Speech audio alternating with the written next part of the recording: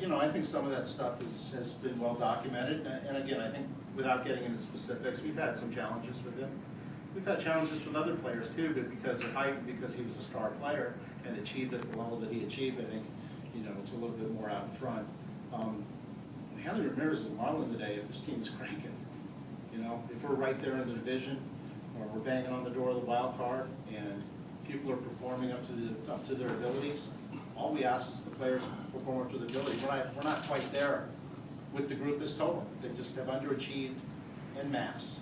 And we made the decision to make the move. So again, probably these last two trades, if we're right there, we're probably talking about, you know, adding to this team, or maybe a tweak here or a tweak there.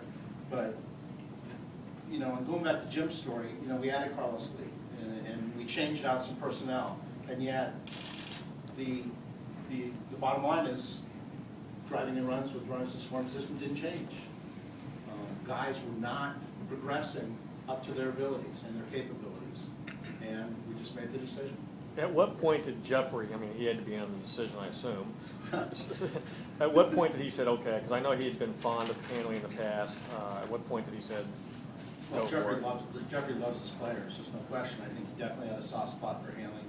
There's a lot of, we can talk about some of the challenges we have with Hanley. There's tremendous positives with Hanley. He's an intelligent guy, sweet guy. You get to know him away from some of the superstar persona. There's really a lot of endearing things about Hanley. And that's, when you ask about things that we'll remember the super talent, we'll remember a lot of those things as well, about, you know, how fun he can be around, the $1 million smile, and all those things. But very tough on Jeffrey. He had high expectations. We're in this brand new building, which is beautiful. It's done its job. It's climate controlled and just a great place to play. And the team is underachieved. And he's very involved in every aspect of what we're doing. We're on the phone with him throughout the day. He's been supportive, and at the same time, this has been difficult for him. Larry, the financial component of this trade, obviously a lot of money comes off the books now for the next few years. Does this enable you to do some things maybe in free agency that you might not have been able to do? We'll see. I knew that question was coming. You know, players all come with something. You know, they come at $500 grand. They come at $15 million. In this trade, where we wanted to restructure, this player has a hefty contract that he earned based on how he produced. And so there is that financial component. We'll get with Jeffrey. We'll talk about next year and where the payroll may be going, and then we'll put the club together. But I don't think that's putting the cart a little bit ahead of the horse right now, Juan. But we'll have those conversations like we normally do late in the summer. We'll start those conversations and then move from there. So I don't know exactly how this will come out, but no doubt there was, you know, Hanley had a substantial contract that the Dodgers have taken in total. Larry, you said Hanley's a premium talent. Receiving two pitchers that most fans have never heard of, is that the best you could get in the major leagues for Hanley Ramirez? I think you need to, I don't, you know, I'm not going to shove Nate Eovaldi down anybody's throat, but the toughest commodity, and I talked about this in the Detroit trade, to find are major league ready starting pitching. It is very, very hard to find. It's very, very hard to acquire. This guy's going right in our rotation. I think we just traded the second worst run support in the game in Anibal, and this kid has the worst run support.